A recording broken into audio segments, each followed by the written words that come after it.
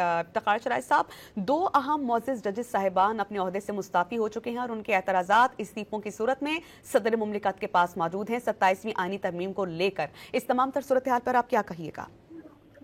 جی، میرا خیال ہے کہ عدلیہ کی جانب سے پہلا ریئیکشن آیا ہے اور جو ہے وہ ایک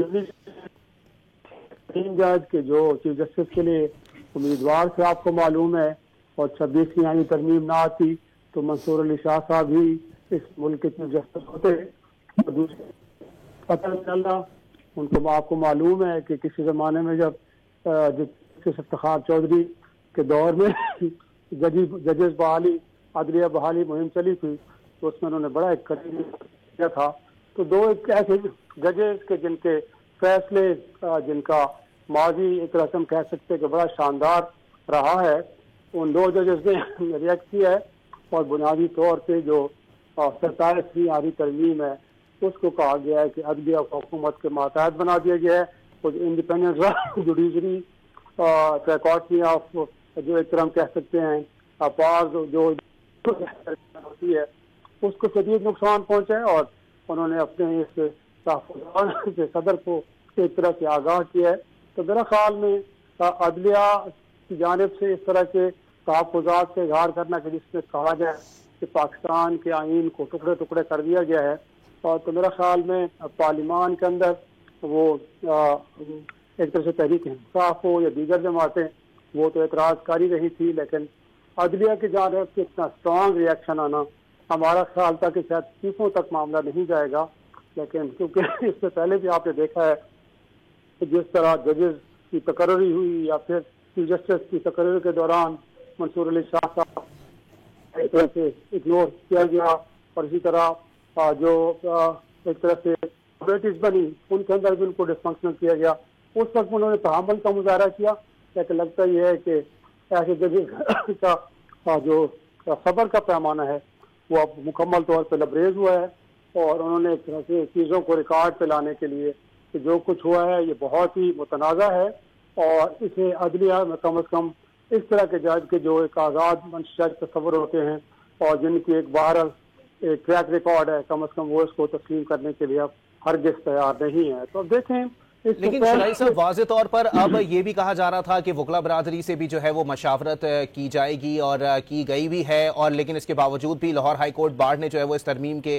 خلاف جو ہے وہ قانونی جنگ لڑنے کا اعلان کیا ہے. کہاں جاتے ہوئے دکھائی دے رہے ہیں معاملات؟ سارے 2 ججز مستعفی ہو گئے، کوئی آئینی بحران جو ہے وہ اس وقت سر اٹھائے کھڑا ہے؟ دیکھیں، آئینی بحران تو فوری طور پہ ہمیں دیکھنے کو نہیں ملتا، لیکن کم از کم ہم یہ کہہ سکتے ہیں کہ اب یہ انتہائی متنازع ہو چکی ہیں، کیونکہ کوئی عام نہیں سینئر ترین جج اور دوسرے ان کے ساتھ سپریم کورٹ کے جج اگر وہ اس معاملے پہ استعفیٰ دے رہے ہیں تو اس بات کی غمازی کرتا ہے کہ ملک کے جو عدلیہ ہے وہ بھی اس ترمیم کو غیر آئینی غیر قانونی سمجھتی ہے، اور ان کے خیال میں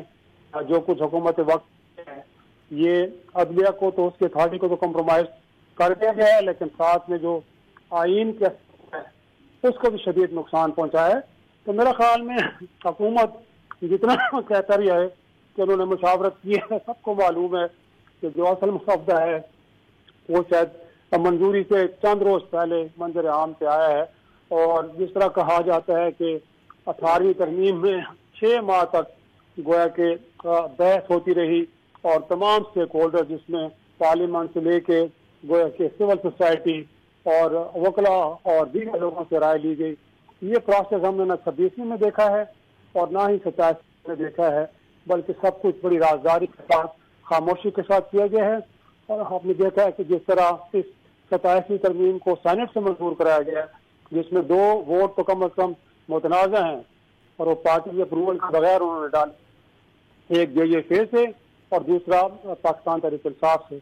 تو چیزیں اس ترمیم کو بھی متنازع بنا رہی ہیں، اور 26ویں آلریڈی متنازع ہے جو کہ اس وقت عدالت کے اندر زیر بحث ہے. تو میرا خیال میں چیزیں متنازع ہو گئی ہیں، لیکن جو آپ کا سوال تھا کہ شاید آئینی بحران،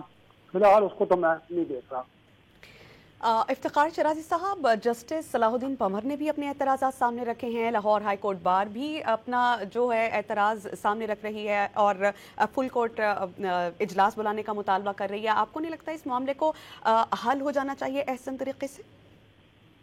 बस ये तो अब डिपेंड करता है चीफ जस्टिस या अफरीदी साहब के ऊपर कि उनको चाहिए कि इस वक्त के जब अदलिया में लोग इस्तीफे दे रहे हैं, जब बार के लोग बार बार ये मुतालबा कर रहे हैं,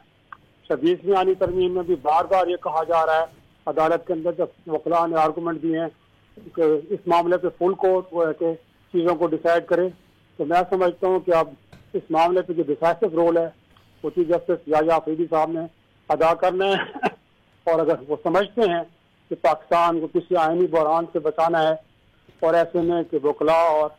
सियासी जमातें सड़कों पर ना आएँ और मुल्क के अंदर इंतशार न फैले, तो उनको चाहिए कि इस मामले पर वो आगे बढ़े